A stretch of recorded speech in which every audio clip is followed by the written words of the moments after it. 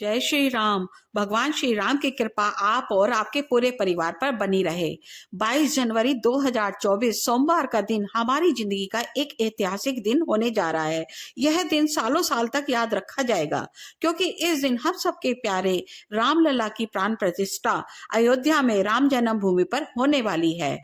और भगवान श्री राम 500 साल से टेंट में रह रहे थे। इस दिन वो अपने मंदिर में विराजित होंगे। प्राण प्रतिष्ठा की तैयारी अंतिम चरण पर है। तो 22 जनवरी का दिन हम सबके लिए बहुत ही महत्वपूर्ण दिन है, एक बहुत ही विशेष दिन है क्योंकि हम सबके आश्रयदाता भगवान श्री राम आज अपने घर में वास्तविक रूप से रहने जा रहे हैं। प्रधानमंत्री जी ने इस दिन को ऐतिहासिक बनाने के लिए लोगों से अपने अपने घरों और मंदिरों में दीपक जलाने की अपील की है। तो आज इस वीडियो में हम बात करेंगे कि हमारे जो रामचंद्र जी हैं, जो हमारे रामलला हैं, उनकी ज्योति हमें कब जलानी है, अर्थात किस समय हमें अपने घर में रामलला की ज्योति को प्रज्वलित करना है और किस प्रकार उनकी हमें ज्योति जलानी है। हमारे दिन की शुरुआत कैसी होनी चाहिए और हमारा पूरे दिन हमें क्या क्या करना है। इस दिन की ऊर्जा जो पूरे वायुमंडल में होगी उसे हम कैसे अपने लिए सकारात्मक तरीके से उपयोग कर सकते हैं। तो दोस्तों, मैं हूं मीनाक्षी और आपके चैनल लाइफ विद मीनाक्षी में आपका बहुत बहुत स्वागत है। आशा करती हूं आप सब अच्छे होंगे, स्वस्थ होंगे, मस्त होंगे। आज की वीडियो बहुत ही महत्वपूर्ण होने वाली है, तो आप इस वीडियो को पूरा जरूर देखिए, पूरा अंत तक इस वीडियो के साथ बने रहिए। अगर वीडियो अच्छी लगे तो उसे लाइक कीजिए और सब्सक्राइब कीजिए। तो दोस्तों, हमारे शास्त्रों व पुराणों में शुभ मुहूर्त को बहुत अधिक महत्व दिया जाता है क्योंकि समय बहुत अधिक महत्व रखता है। शुभ समय में किया गया कार्य शुभता और सफलता दिलाने वाला होता है और अगर समय ठीक नहीं होता तो अच्छा कार्य करने पर भी सफलता प्राप्त नहीं होती। तो इसलिए शुभ मुहूर्त का ध्यान रखा जाता है। प्राण प्रतिष्ठा का भी शुभ मुहूर्त तय है। अयोध्या में भगवान श्री राम के विग्रह का भी समय निर्धारित है। तो उस समय में आप भी राम ज्योति प्रज्वलित करेंगे तो आपको भी उसका फल बहुत अधिक मिलेगा। तो बात करेंगे रामलला की मूर्ति की प्राण प्रतिष्ठा का समय क्या होगा। तो पौष मास में 22 जनवरी की द्वादशी तिथि पर अभिजीत मुहूर्त है और उस दिन मृगशिरा नक्षत्र में लगन जो होगा वो मेष में राम जी के विग्रह की प्राण प्रतिष्ठा की जाएगी। तो वो कौन सा समय है आप इसको नोट कर सकते हैं। तो वो समय है 12:29 से लेकर 12:30 और 32 सेकंड तक प्राण प्रतिष्ठा का शुभ मुहूर्त रहेगा। तो वो समय 84 सेकंड का होगा। इस हिसाब से प्राण प्रतिष्ठा के लिए एक एक सेकंड का ध्यान रखा गया है क्योंकि समय प्राण प्रतिष्ठा के लिए बिल्कुल सटीक होना चाहिए, तभी मूर्ति की प्राण प्रतिष्ठा करनी होती है। तो यह समय बहुत ही महत्वपूर्ण है। यह 84 सेकंड हमारे लिए भी बहुत महत्वपूर्ण है। इस समय आप अपने घरों में राम ज्योति प्रज्वलित कर लीजिए या अपने घर में आप राम जी के कोई भी मंत्र का जाप कर लीजिए या आप राम राम नाम अपने मन ही मन ले सकते हैं। आप राम राम नाम कहीं किसी कॉपी पर भी लिख सकते हैं। यकीन मानिए आपका यह फल अनंत अनंत गुना होगा और आपका यह शुभ कार्य आपके साथ रहने वाला है। तो अब आपको करना क्या है तो यह सुन लीजिए क्योंकि कल का दिन यानी कि 22 जनवरी सोमवार का दिन अपने आप में बहुत सर्वश्रेष्ठ है और बहुत ही विशेष है। तो आपको जो भी कार्य करने हैं वो आप एक दिन पहले ही कर लीजिए, यानी कि अपने सारे कार्य जो भी हैं वो सब एक दिन पहले निपटा लीजिए क्योंकि 22 जनवरी को आपको सिर्फ और सिर्फ अयोध्या में होना है, अर्थात अपने घर को अयोध्या बनाना है। तो करना क्या है, सुबह जल्दी उठकर अपने मंदिर की साफ सफाई करके अपने अपने ठाकुर जी या आपके जो भी भगवान आपके मंदिर में विराजित हैं आप उनका अभिषेक कीजिए, उनके वस्त्र बदलिए, उनका श्रृंगार करिए, मतलब अपने मंदिर को खूब सजा लीजिए। उसके बाद आपका जो भी नित्य पूजा अर्चना होती है आप वो कर लीजिए।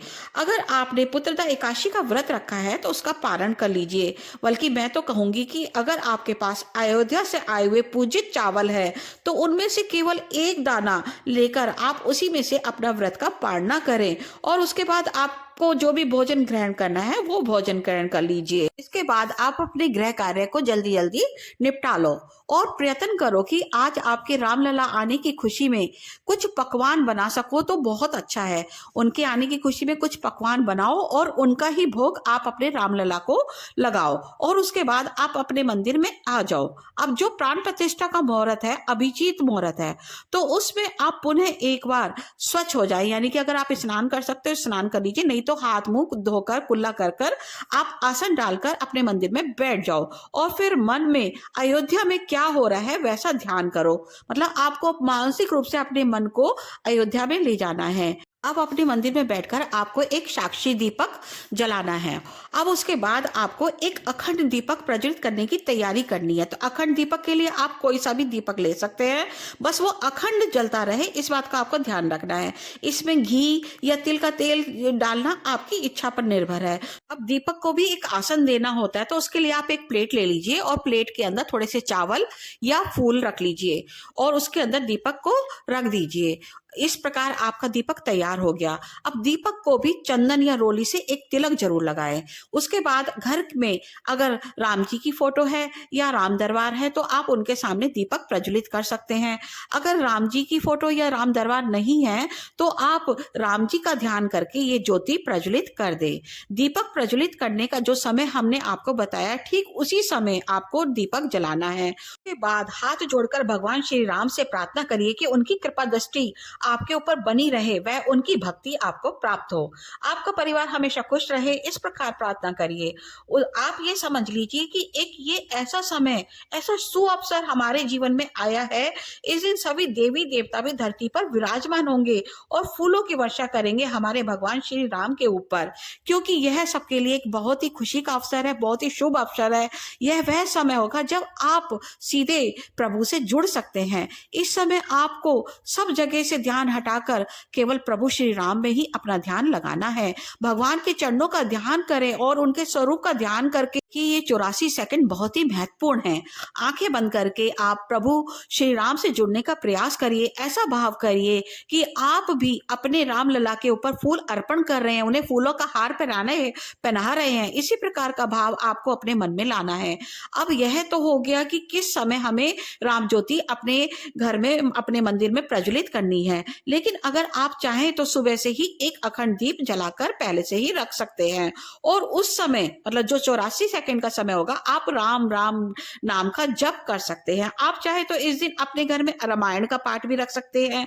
आप चाहे तो इस दिन अपने घर में सुंदर कांड का पाठ भी रख सकते हैं या आप राम रक्षा का पाठ कर सकते हैं। आप चाहे तो सुबह से भी यह कार्य कर सकते हैं, क्योंकि पूरा दिन ही शुभ है और पूरा दिन ही श्रेष्ठ है। देखिए, इस दिन आपको अपने घर में कुछ ना कुछ जरूर करना है। अगर आप कुछ भी नहीं कर पाए तो राम नाम का जप तो आप बैठकर कर ही सकते हैं।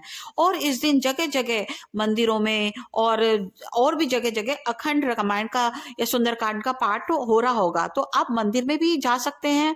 थोड़ी देर आप वहां पर भी बैठकर आ सकते हैं, कुछ ना कुछ समय वहां पर बिता के आ सकते हैं। और इसके निमित्त आप कुछ दान भी अवश्य करके आइए, क्योंकि यह दिन अत्यंत शुभ है और आपका किया हुआ दान भी इस दिन आपको बहुत पुण्य फल देने वाला होता है। अब बात करेंगे कि भगवान को भोग में हमें क्या क्या लगाना है इस दिन। तो जैसे मैंने आपको पहले ही बताया था कि इस दिन आप पकवान जरूर बनाओ। अगर किसी कारणवश आप पकवान नहीं बना पाते इस दिन, तो कम से कम मीठा तो आप अपने घर में बना ही सकते हैं, जैसे हलवा है, खीर है। देखिए, जब हमारे घर में भी कोई खुशी का अवसर होता है तो हम लोग कैसे उस दिन को सेलिब्रेट करते हैं, किस तरह से उस दिन को मनाते हैं। तो यह तो पूरे देश के लिए खुशी का दिन है और हमें कुछ ऐसा करना चाहिए कि जिससे हमारी खुशी प्रतीत हो, जाहिर हो। कोशिश करिए कि आप अपने हाथ से अपने घर में बैठकर मीठा बनाइए और वही भगवान को भोग लगाएं। तो देखिए, इसका आनंद ही कुछ अलग है, क्योंकि इसमें आपका भाव जुड़ा है, इसमें आपकी श्रद्धा जुड़ी हुई है। क्योंकि बाजार से लाकर भोग लगाना ये तो आसान होता है, लेकिन घर में खुशी से, भाव से बनाकर भगवान को भोग लगाने से आपकी प्रसन्नता झलकती है, आपका अंतर्मन भी प्रसन्न होता है। और जब आप प्रसन्न होंगे तो आपके अंदर बैठे हुए प्रभु श्री राम भी प्रसन्न होंगे। तो इसलिए मैं बार बार आपसे यही कहूंगी कि आप अपनी रसोई में भगवान श्री राम के लिए कुछ ना कुछ मीठा बनाकर भोग लगाएं। अब बहुत से लोग कहेंगे कि हमारे घर में तो भगवान श्री राम की फोटो या मूर्ति नहीं है, हमारे यहाँ तो राम दरबार नहीं है, तो हम भोग किसको लगाएं। तो देखिए, आपके मंदिर में जो भी देवी देवता विराजित हैं, जो भी ठाकुर जी विराजित हैं, आप उनमें प्रभु श्री राम की धारणा करके उन्हें ही भोग लगा दीजिए। ठीक है ना। सब एक ही है, कोई अलग अलग नहीं है, सारे भगवान एक ही है, सबका स्वरूप अलग अलग है लेकिन भगवान एक ही है। तो इस दिन आप अपने घर को सुगंधित भी बनाकर रखिए। आपका जो वातावरण है घर का, वो सुगंधित होना चाहिए। उस दिन आप अपने घर में इत्र का छिड़काव करिए, सुगंधित धूप जला के रखिए पूरे दिन। इस दिन सायंकाल आप अपने मुख्य द्वार पर 2 दीपक भी अवश्य जलाएं और अपने घर में भी आप जैसे दिवाली पर बहुत सारे दीपक जलाते हैं, इस दिन भी बहुत सारे दीपक जलाकर जगह जगह रखिए।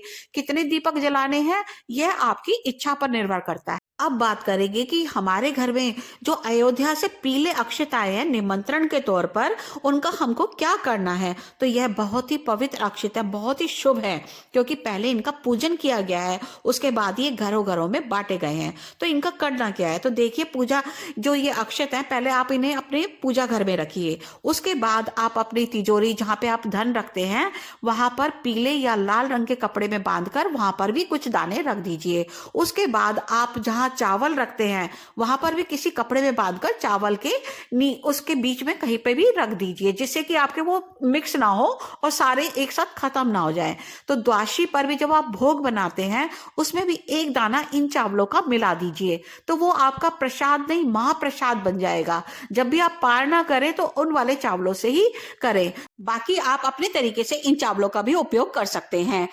बस कुछ समय तक आपको इनको अपने घरों में रखना है। तो अब एक बात यह है कि इस दिन हमें कौन सा कार्य नहीं करना है। तो देखिए इस दिन हमें किसी भी प्रकार का तामसिक भोजन अपने घर में ना बनाना है ना खाना है। इस दिन पूरा दिन हमें भगवान की सेवा में समर्पित रहना है, ज्यादा से ज्यादा पूजा पाठ करना है, नाम जप करना है, भजन कीर्तन करना है। जितना हो सके इस दिन हमको शुभ कार्य करना है, क्योंकि यह दिन बहुत ही श्रेष्ठ है और इस दिन बहुत अधिक ऊर्जावान होने के कारण इसका सही उपयोग कीजिए। इस दिन पूरा दिन आप भगवान श्री राम से अंतर्मन से जुड़े रहने का प्रयास कीजिए। तो आशा करती हूँ आपको मेरी ये वीडियो पसंद आई होगी। अगर पसंद आए और उपयोगी हो तो लाइक और सब्सक्राइब कीजिए। मिलती हूँ अगली वीडियो में, तब तक के लिए आपको जय जय श्री राम।